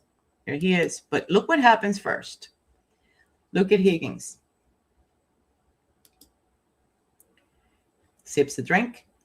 Before anybody comes in, look at the exit, the area here. Higgins over here is going to start staring. He looks at Karen, staring at the door. Look, staring at the door. He hasn't even come in. Look. And he already knows that somebody's coming in. That's Mr. Kevin Albert with an unidentified individual. And Brian hugs him and pulls him back and says, where are you going, bro? Gives him a hug. And you know why nobody understands and figures out that he was there for 31 minutes? Because he takes his jacket off. He goes all the way to the back. And the only way that you can trace him is by following his bald spot on the top of his head. And if you track him down with the bald spot, you're going to be able to tell that he goes to the bathroom. And at some point, Matt McCabe abandons his corner and goes and talks to him, right? He goes and chit-chats with him for a minute. You know who else is Kevin Albert talking to? Chris Albert. And when he takes his jacket off, then all you can see is that he's waiting like a light. Yeah, me too. I've been trying to, based on the way they talk, I took like a picture that shows a similar height to some people that I have been. See, he went to the bathroom. You see the legs going underneath the 10:58. You're going to see.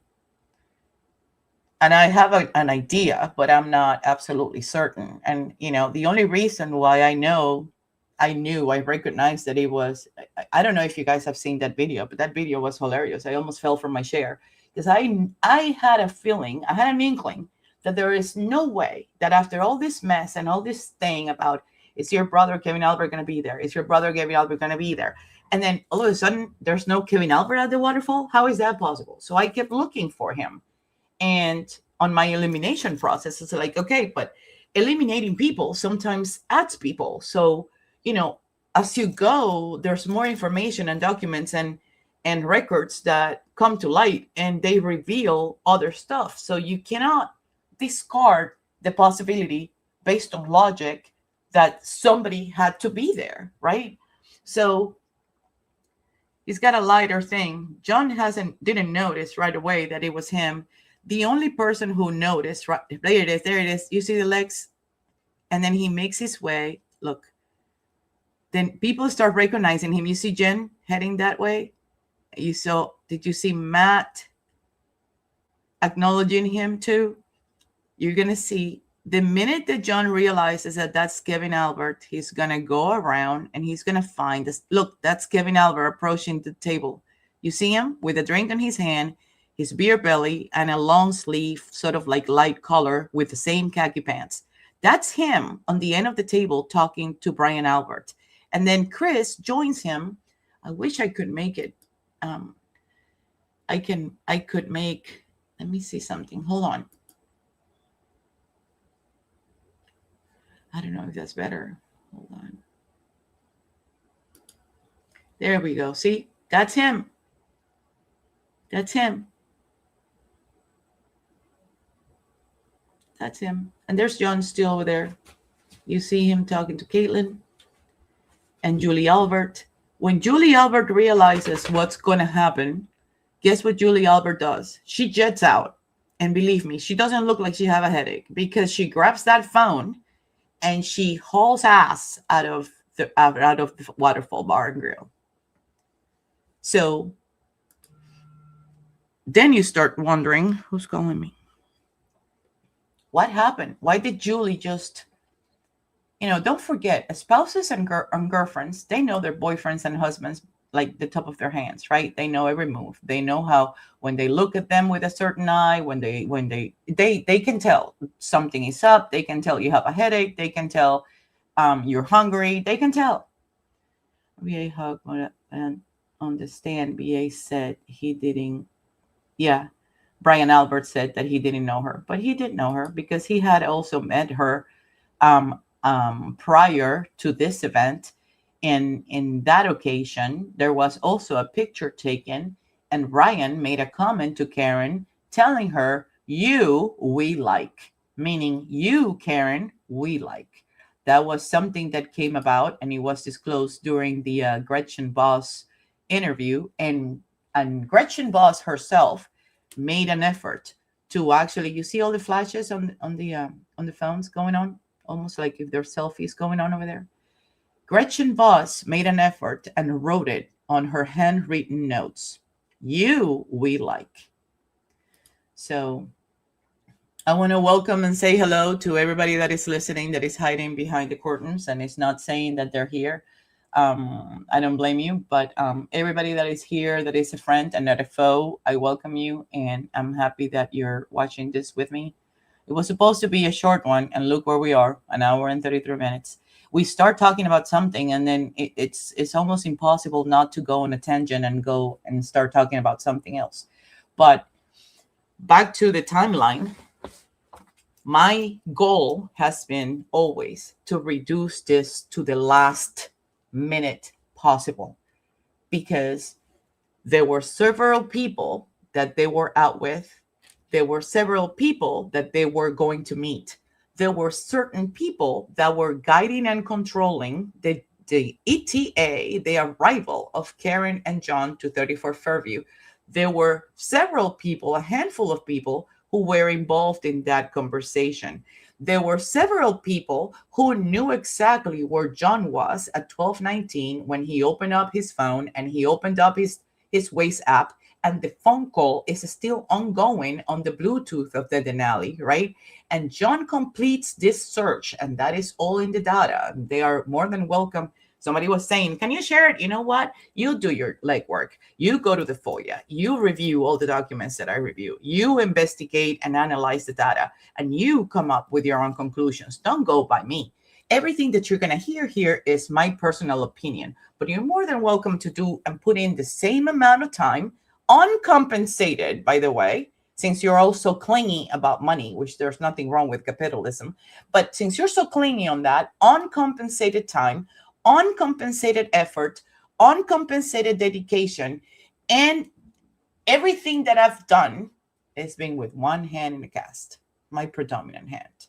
So if I can do it, and I'm just Chiquita Banana, like you call me, right? Hey, did you learn how to say that in German, by the way? No?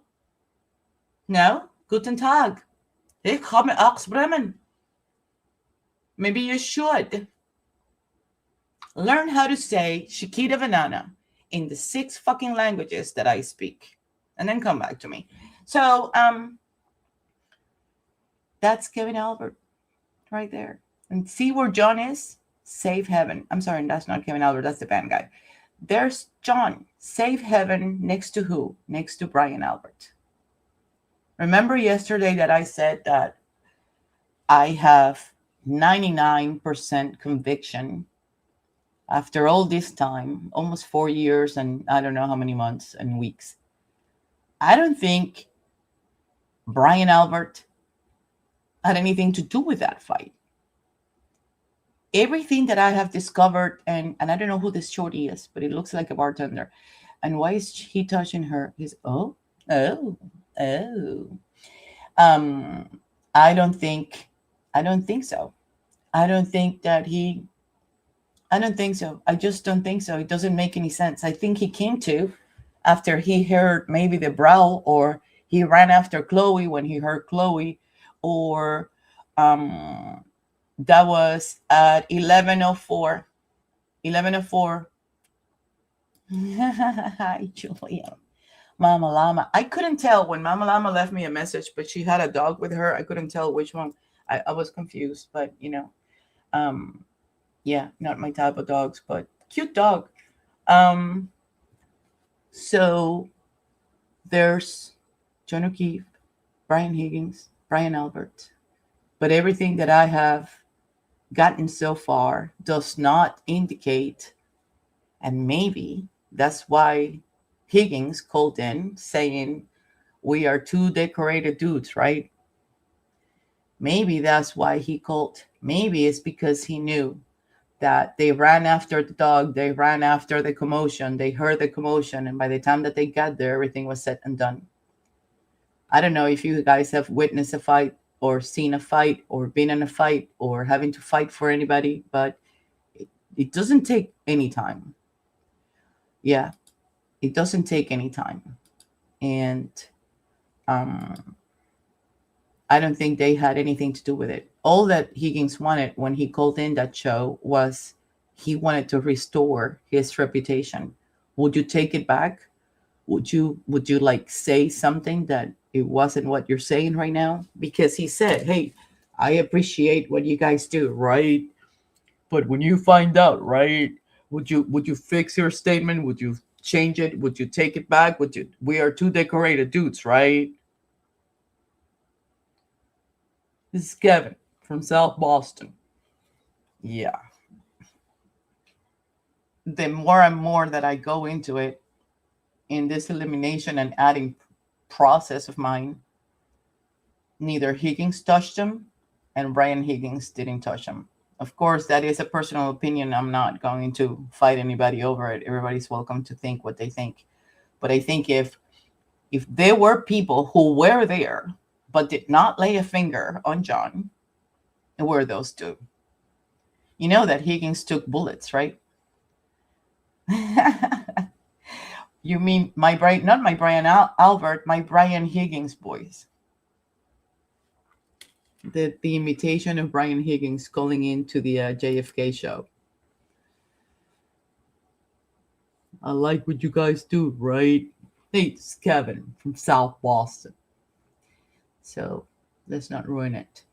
May mess it up.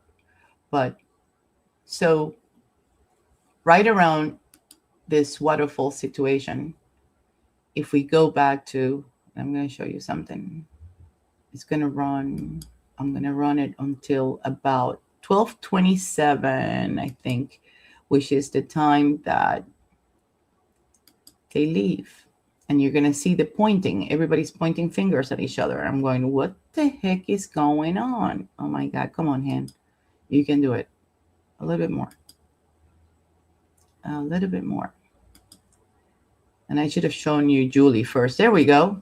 Okay, so let's start right here, which is, see, there's John. That's Chris right there. The little bullheaded is right here. You see him? He's right here on top of the little, the two, like in between the two and the colon sign over the time. You see him? He's right there. And he's facing him. The minute that he recognized he was there, he never gave him his back. He stood with Brian Albert the entire time. And there he is. He's about to start walking out because at 11:27, he's already out of the waterfall. He spends exactly 31 minutes and a few seconds there. So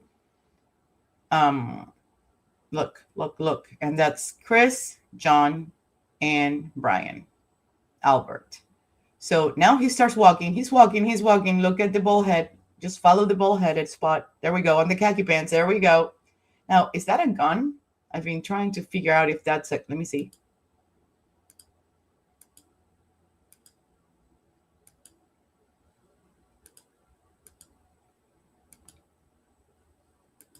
That seems like a gun, but I don't know. Look, now start looking at how they point at each other. He already poked at him. Look, he says something and he knows there's a camera there because he's giving the bag to the camera. Look, John just pointed at him and he looks what? He dodges down and he's giving the bag to the camera the entire time. You're going to tell me that a detective doesn't know that there's a camera in that corner at the Waterfall Bar and Grill? Yeah, nah. Yeah, nah. Oh my God, Whiskey. I didn't know. You want to go out? Do you want to go outside? Can you give me a minute? Good boy, good boy. Okay, so wait. So he left. And wait, I'm going to show you what happens here.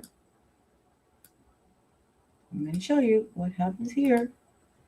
Because share this tab instead. If we go to 11:27, when he's supposed to walk out, actually, I know it's exactly right here. You know why? Because it's broken. It's broken. There's a partition there. Yep, right there. So at 11:07, look what happens to the time. He jumps to 11:53. Look, that's the car that they came in on, right? Look what happens. 11:07, 50, 51, 52. Whiskey, get out. 54, 55, 56, 57. Oops, it's 11:53. Did you see? So from 11:07 to 11:53, the video is chopped off. So we have no idea. We have no idea what happened when he got out. We have no idea whether he greeted people in the parking lot. We have no idea if there were more cars in the parking lot. We have no idea if there was a tailgating party going on. We have no idea. We don't know whether the owner of the car that he came in actually took the driver's seat and he jumped on another car. We have no idea because there's almost 40-something 7 minutes missing. So, the possibilities, right? So while we are here in the corner of happy and healthy between the waterfall and them leaving on that, I'm going to show you back. I'm going to go back to 11 right here. Hold on. I think it's here. So let's look at this one. Okay, so go. See? And he's pointing, but I think it's a little, I went too far. I think it's, did I go too far? I think it's right around Julie. There we go. Yeah. She's gonna realize what's gonna go down. I think this is when happens because then John starts pointing at the exit too, and like showing his hand towards there, like pointing out something like exit or something. But right around now, look, wait.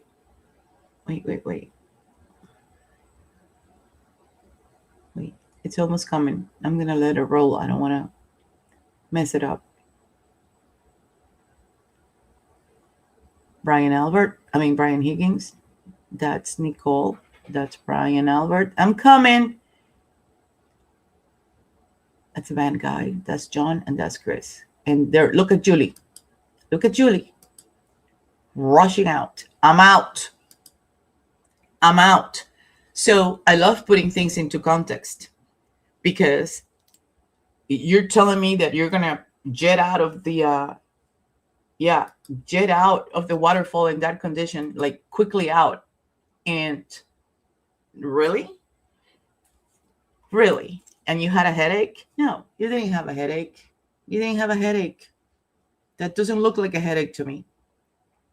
The funny part is that the people that are trying to hide behind the scenes and watching right now and whatever, they're hoping that I finish the live and they're going to be able to see it. Well, guess what? I'm going to make it private. So if you were not here, you're not going to see it. How's that? So whatever it is that you're doing, you better just, make your notes right now, because the minute that this thing is finished, I'm going to lock it down. So you want to get back to my context, you're going to have to watch a lot of hours, because everything that I have said today, I have said before. And there's plenty of videos out there that I have within all the other playlists and whatever that say this exact same thing. You know why? Because for 4 years, I have been analyzing the same damn videos. And since February 2026, I have been analyzing the videos that came out because of the FOIA. And you know what FOIA means? It's Freedom of Information Act, which means that it's public information, which means that anybody that is capable of auditing or having any type of attention to detail and critical thinking can do the exact same thing that I'm doing.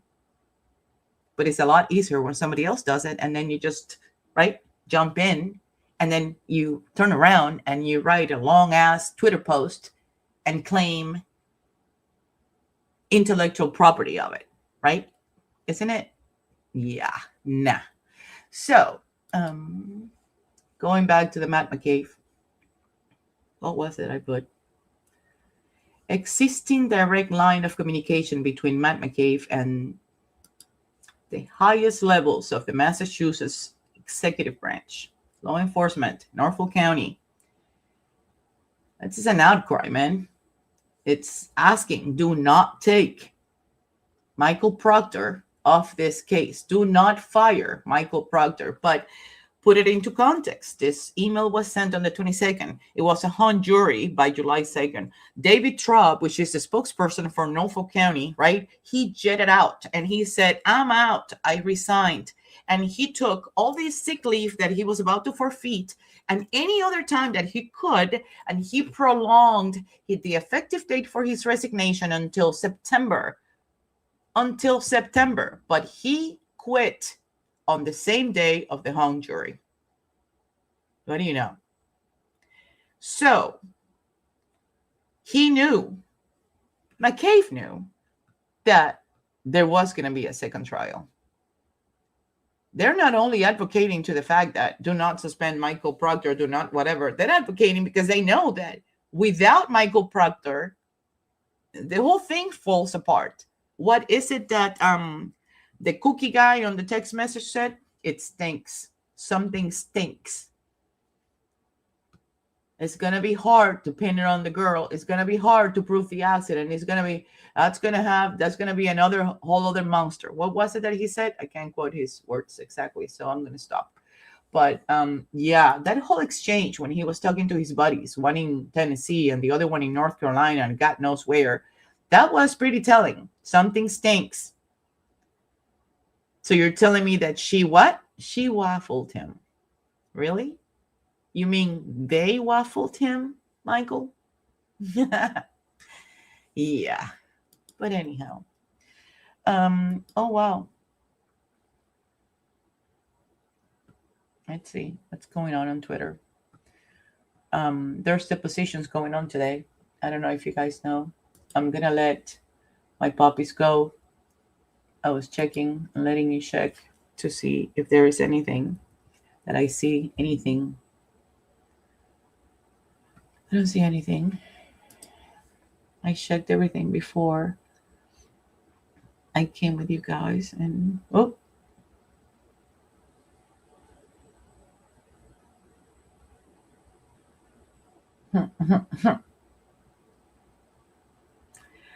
but violent felons will do just about anything to get away. And one of the things that he said, because I bought it, I don't know if I can bring my Apple TV and show a piece of it, but I bought the entire season 2, and I mean, yeah, 2.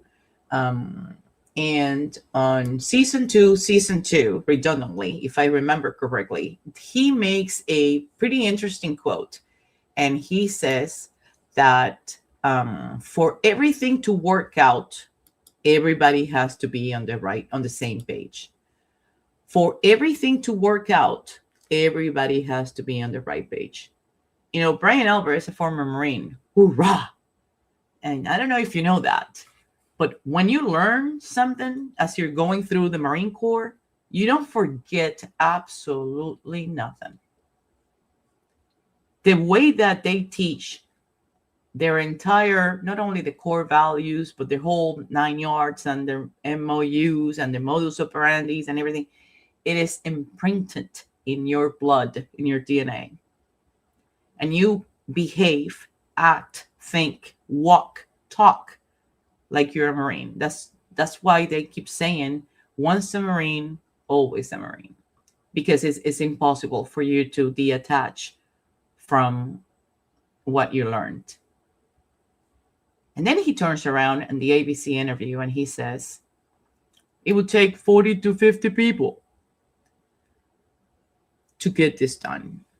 And Jen adds, yeah, law enforcement, private civilians. And Jen says, firefighters. Oh my God. I mean, I'm hoping for the best, but it's not looking good. So there's a reason why everybody's trying to escape the depositions. There's a reason why they're trying to push the defamation lawsuit. There is a forward before the other lawsuits prove everybody wrong and everything goes kaput and falls through the cracks, right? Because if there is no civil case and the civil case dares to identify that something else different from what everybody's claiming. Oh, she hit him with a car. No, Miss Peggy. No, she didn't hit him with a car. She didn't. Your son did not die because of a car accident. I mean, my biggest respect and condolences to you, but he did not die out of a car accident.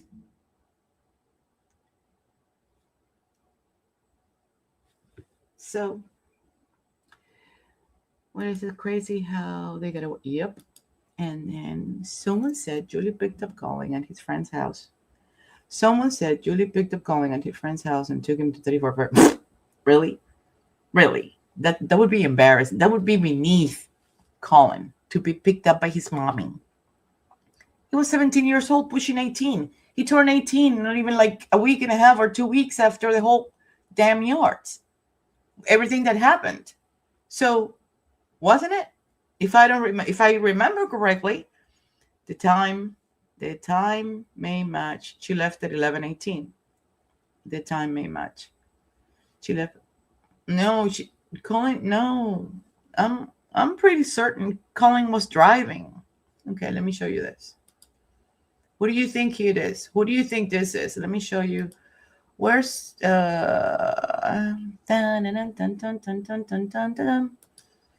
let's see. Can you guys see this? I know there's Karen. He had a gray, like a dark gray, almost like concrete looking JK 4-door Wrangler. I'm not absolutely certain whether he owned or he drove that car prior to the death of John O'Keefe, or if it's a car that he was driving after the fact. But that gray 4-door JK Wrangler is seen, hardtop is seen right before the cop turns. I can't remember if I think it's right.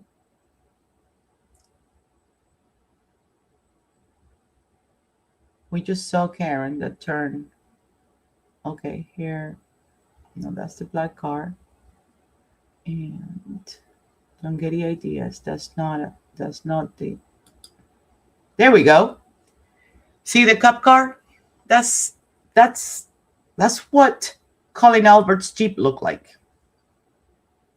Did you see it? And then guess who that is? That's the Yukon Denali. Guess who that is? It's following to 34 Fairview. Guess who that is? That's the same car that was at the Waterfall. I have slowed it down so many times. Like if you go into the settings and you slow the whole thing down, wait. 12:15:59. That is Karen missing her turn on Sherman and going across like she knows where she's going and she's not. She doesn't know where she's going. So Julie ran out of there, but it wasn't to go pick up Colin. I mean, at least that's my opinion. Someone's YouTube presentation, when it was questioned that Ali didn't go to 34 Fairview, they said Julie picked up Colin from his. Okay, so for me, this is like, okay, so the Ali thing didn't work out. So now let's say that it was Julie who went and picked them up from. No, it doesn't work that way. You cannot be caught in lying and saying that you did something and then the data proves that you didn't because you were home at 11:30. And then it shows something else also, and then try to compensate it and come up with another story that says that Julie left the Waterfall to go pick up his little boy. It doesn't work that way. And don't forget that still up to today, there's people saying that Chris and Julie were kissing their baby good night, love you mom, love you dad, at 12:10, 12:15, 12:20. No. How can they be kissing anybody, not even the dog, if they're not there? They weren't there. There's an MSP report. I'm tired of sharing it on X and everywhere. That Julie and Chris went to 34 Fairview, people. And on the same report, it says that they both showed their phones to the investigators. And Julie even handed their phone. I mean, Chris just gave them the number, but Julie let them extract her phone or gave them the phone to look at on the same MSP report. No.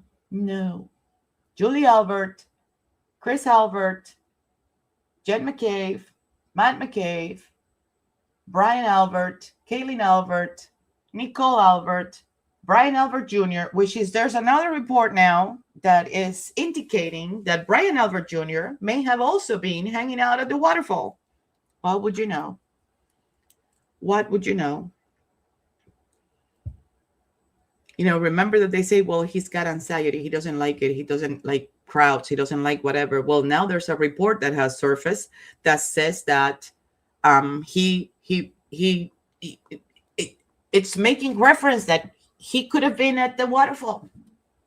I'm waiting for it. Somebody's going to send it to me. Somebody found it. And I guess it's one of the stuff that I haven't been able to get to yet because I'm doing things in a certain order. But the minute that I see it, I will try to post it and see what's up with that, because I found it odd. Anybody would find it odd. How can you make sense that it's somebody's birthday and everybody's out partying except the birthday person? I mean, in what right mind does that make sense? Because it doesn't make any sense to me. So, we don't have until, and this is the beauty of time, until something comes out that gives us either validates or discards or gives you another hint, we don't have any evidence to do anything. Like right now, when I look at this video, at the Waterfall video, the only evidence that I have right now is that Kevin Albert was there for 31 minutes. He arrived at 10:54, 120 seconds after Karen and John, and he left at 11:27. Past that, I don't have anything else.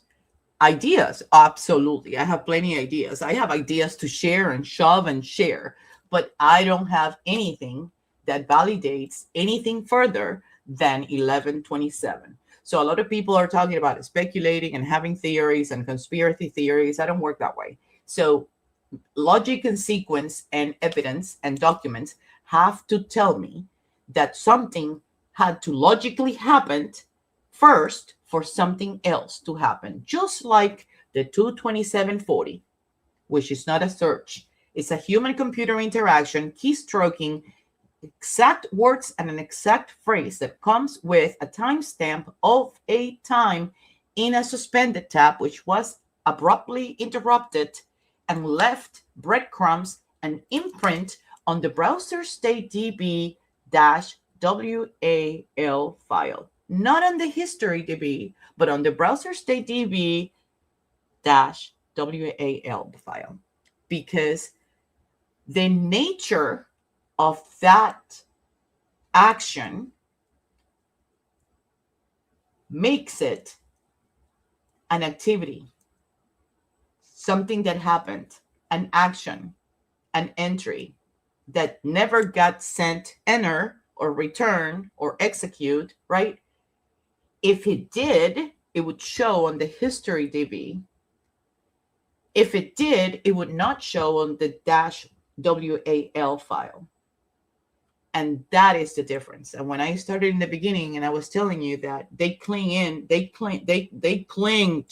to that word search because they knew it wasn't, but they never came out and explained it. These so-called experts that were hired to provide expertise did everything except that. Everything except that. They were hired to support Guarino's findings.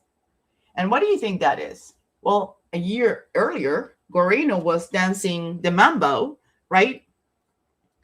Underneath a little stick there at the beach with what? Facing the fact that he omitted, concealed, ignored, and didn't disclose that he found 32,702 messages between Matthew Farwell and Sandra Birchmore. So it's time we find somebody, because if we don't find somebody else to back me up, we don't know whether he said, I'm not doing this. At one point, we know he said, oh, shit, kill me. Right? Isn't that what he said? Kill me. And when Ricky Dantano was going to sit on the witness stand, what did Lally said? I hope he doesn't fuck it up. Let's hope he doesn't fuck it up. Why is that? Was Ricky Dantano a puppet too? Was Ryan Nagel the person who was actually driving the Ford F-150? Did Ryan Nagel was following the tail and tailing the Lexus all the way to 34 Fairview, and that's why he took the longer route, right behind the Lexus. Why would he not go the shorter route, just like Jen McCabe, Colin, and everybody else that knows where they are from C.F. McCarthy's and the Waterfall? Why wouldn't he do that? And he got there.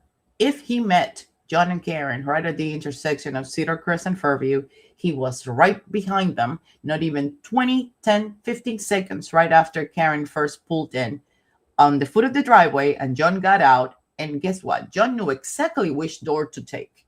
Who told him what door to use? Was John told by the same people that he was talking on the phone which door to go through? Was he told that?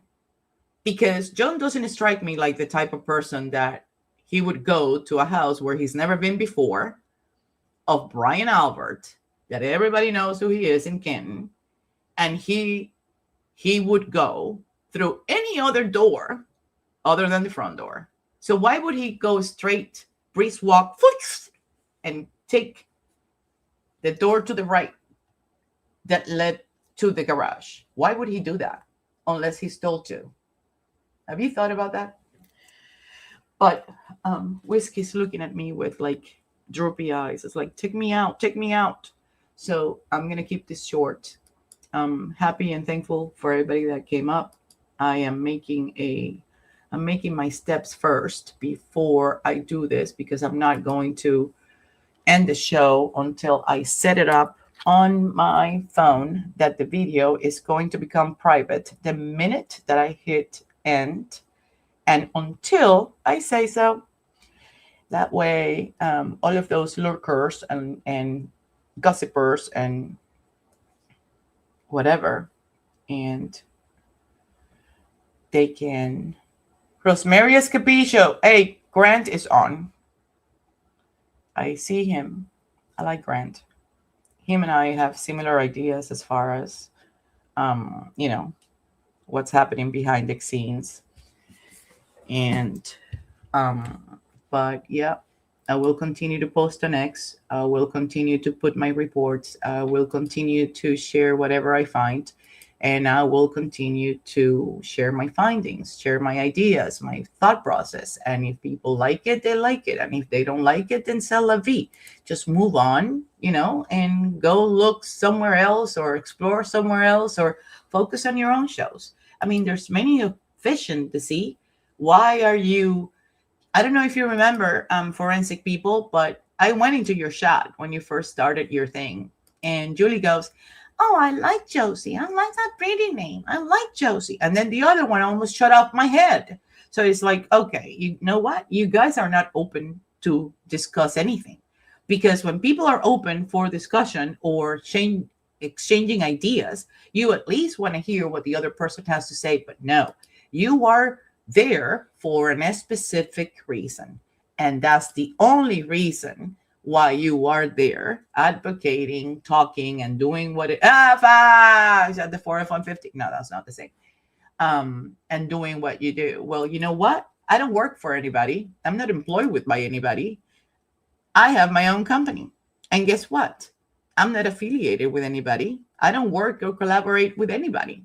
Except, the people that I like, that we bounce ideas back and forth. But I'm not in anybody's payroll. So the theme of your show and the whole concept of it is a little bit different from mine. And there's Karen. I'm sorry, that wasn't Karen. This is Karen. 1229. 1229. That's Karen. Hold on. That's the Lexus. You see it? Look at the tail light right there. Look at the tail light. It's a full tail light. I don't care about the damn tail light. I'm going to narrow it down to the last 3 minutes and 19 seconds that John was alive on that house. 3 minutes and 19 seconds. That's all it took. That's how long John was alive on 34 Fairview. That's how long he spent alive at 34 Fairview. And if any of you watched that that video that I shared in one of the other shows from that conference where the field office agent from Philadelphia specifies activity, no activity, activity. Is normally during the period of no activity that the homicides happen. It's normally during the periods of no activity. When you see activity, boop, no activity. That's when the crime happened. So regardless of the fact that we don't want to jump into conclusions and we don't want to speculate and we don't want to assume, because assuming is dangerous and everything else that people put in our heads, we also need to use our imaginations and walk a mile on anybody's shoes. Imagine if it was you, that you were walking in, getting out of a car and going really quickly towards the door because it's cold. You have no coat on. It's windy, right? Right? That's what our dear Karen Reed said. So if he jets out and he goes in and she goes and she looks down with her head, right? And she's looking at emails and checking text messages that could have transpired while she was driving to get him to 34 Fairview with YouTube blasting on the car, right? And then she suddenly sees that there's a Ford F-150 with the bright lights on right behind her on the Lexus. She's pulling forward. She's being pushed away from the right side of that driveway. She's being pushed away from being able to see anything. Especially, don't forget, there is a 6 foot, 3-4 inches tall Yukon Denali parked in the middle lane of that driveway, which is blocking the view from anything that's happening on the other side of the driveway. Towards the right, if you're facing the house, right? So put yourself in that position, and then think and imagine, or not, because sometimes it's just hurtful. Well, I don't want to, but we're gonna narrow it down. And while we watch what happens and what's going on, I'm gonna sign off, and I'll see you all later. Thank you all for coming and for watching. Thank you.